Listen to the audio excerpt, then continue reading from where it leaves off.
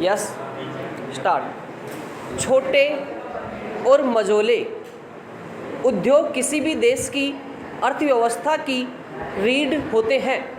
विराम। भारत में सूक्ष्म लघु और मझोले उद्योग देश के सकल घरेलू उत्पाद में 30% और निर्यात में 48% का योगदान करते हैं। विराम।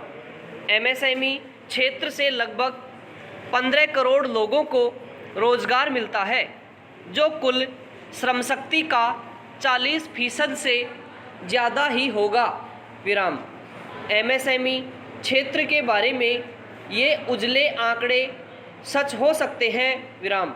लेकिन इस सच के पीछे अंधेरा इतना घना है कि सभी आंकड़े उसमें धुंधले लगने लगते हैं। विराम। सच तो यह है कि अर्थव्यवस्था का यह क्षेत्र इस वक्त गंभीर संकटों से जूझ रहा है। देश जब आज़ादी का अमृत महोत्सव मना रहा है, तब एमएसएमई क्षेत्र में मातम पसरा हुआ है। विराम। लगभग 59% एमएसएमई बंद होने के कगार पर हैं। विराम। सरकार, उद्यमी और श्रमिक, हर किसी की उम्मीदें टूटती नजर आ रही है। विराम पैरा। कुछ महीने पहले तक एमएसएमई के संकटग्रस्त होने के अनुमान लगाए जाते रहे हैं। विराम।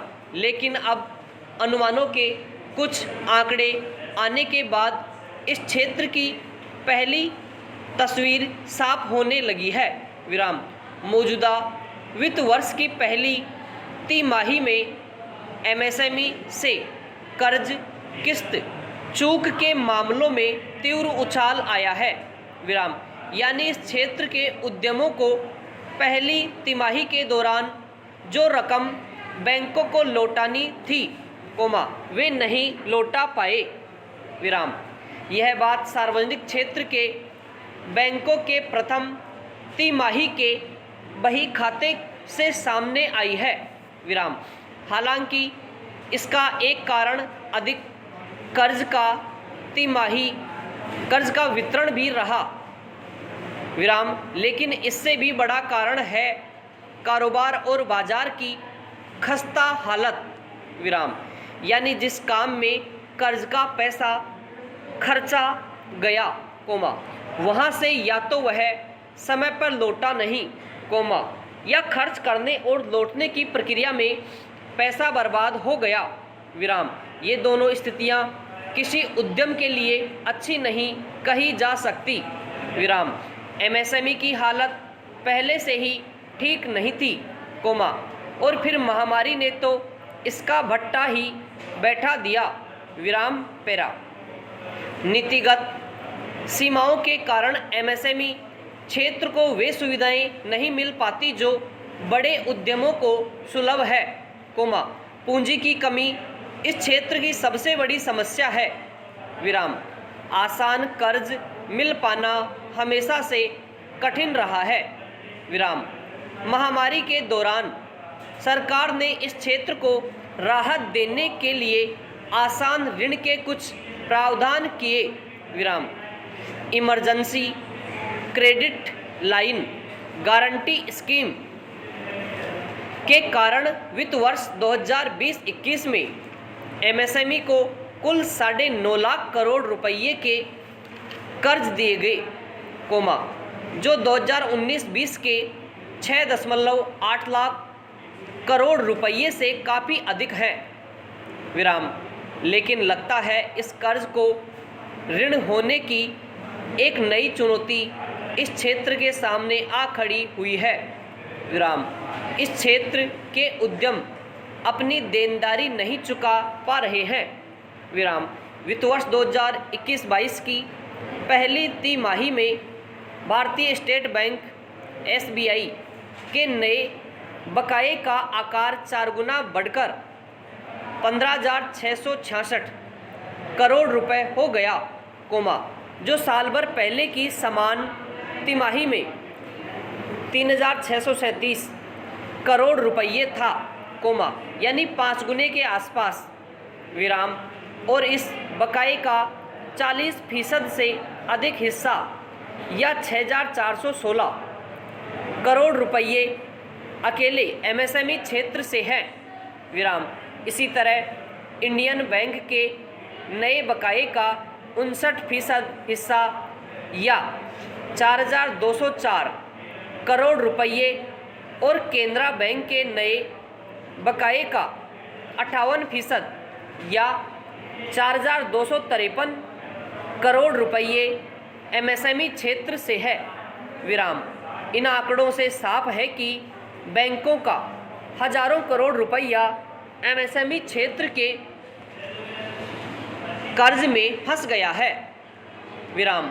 अगर ये उद्योग कर्ज की किस्तें लौटा पाने में सक्षम नहीं होंगे तो इसका सीधा असर बैंकों की सेहत पर दिखेगा, जो पहले से ही एनपीए के बोझ तले दबे पड़े हैं विराम पैरा। ऐसा भी नहीं है कि सरकार या सरकारी बैंकों को एमएसएमई क्षेत्र की हालत के बारे में पता नहीं है विराम। भारतीय रिजर्व बैंक ने हालांकि जुलाई की अपनी वित्तीय स्थिरता रपट में कहा था कि बैंकों के एनपीए का आकार बढ़ सकता है, खासतौर से एमएसएमई और खुदरा क्षेत्र में के मद में विराम, जबकि बैंकों और गैर बैंकिंग वित्तीय कंपनियों के एमएसएमई मद का संकट सुलझाने के लिए आरबीआई कई पुनर्गठन योजनाएं पहले ही पेश कर चुका है विराम। आरबीआई ने 2019 से लेकर 3 ऐसी योजनाएं पेश की, जिसके तहत एमएसएमई क्षेत्र के 25 करोड़ रुपये तक के संकटग्रस्त कर्ज के पुनर्गठन की अनुमति दी गई पैरा। इसके आधार पर बैंकों ने जनवरी 2019, फरवरी 2020 और अगस्त 2020 की पुनर्गठन योजनाओं के तहत कुल 56,866 करोड़ रुपये ऋण का पुनर्गठन किया विराम। लेकिन यह राहत ऊंट के मुंह में जीरे जैसी थी, जिसके कारण यह क्षेत्र वित्तीय संकट से बाहर नहीं निकल पाया विराम पैरा।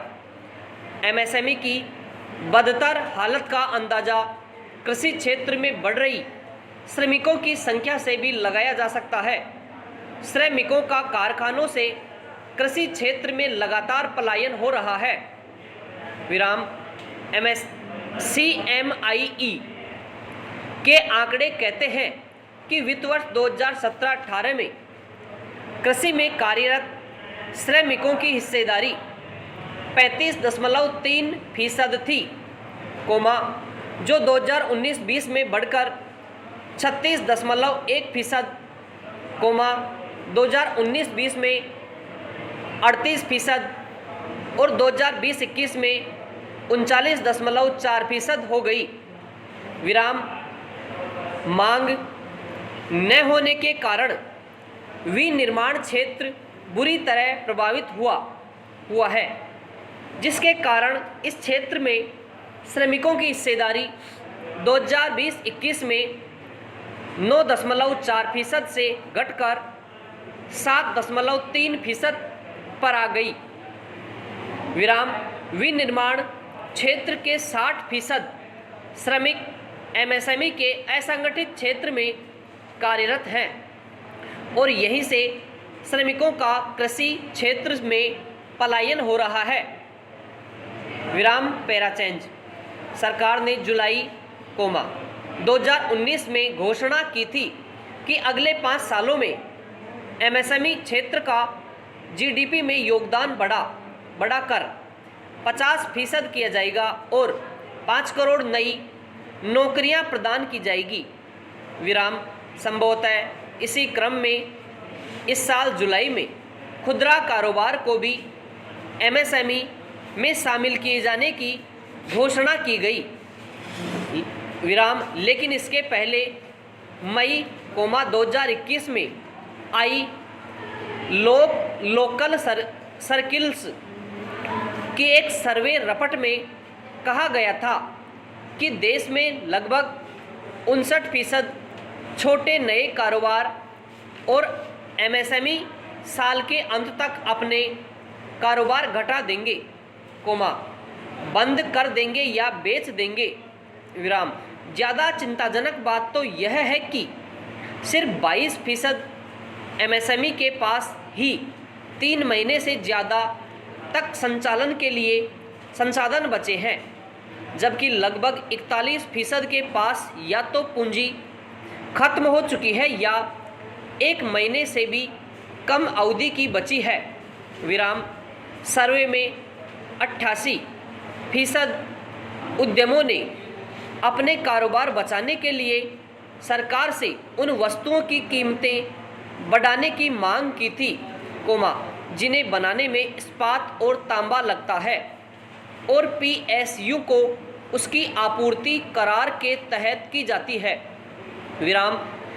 लगभग 92% उद्यमों ने कहा था कि सरकार पीएसयू के साथ हुए सभी करारों को पूरा करने के लिए 3 से 6 महीने का समय बढ़ाएं, ताकि उन्हें तरलता से जुड़ा कोई नुकसान न हो। विराम। पैराचेंज। सरकार शेयर बाजार में तेजी और पहली तिमाही के जीडीपी के आंकड़े से उत्साहित है और उसके आधार पर मान रहे हैं कि सब कुछ सही रास्ते पर है। विराम। लेकिन सही बात तो यह है कि एमएसएमई शेयर बाजार से बाहर है और जीडीपी के आंकड़े में भी एमएसएमई का असंगठित क्षेत्र शामिल नहीं है। विराम। दूसरी ओर पहली तिमाही के बेरोजगारी के आंकड़े आईना दिखाते हैं। आंकड़ों का उद्देश्य सच को जानना और उसके अनुसार कार्यवाही करना होना चाहिए। विराम। लेकिन आंकड़े जब चेहरा बचाने का साधन बन जाए तो ज़मीन पर जो बचता है, वह नाउम्मीदी के अलावा कुछ नहीं होता। विराम। यही नाउम्मीदी एमएसएमई क्षेत्र में पसरी पड़ी है। समाप्त।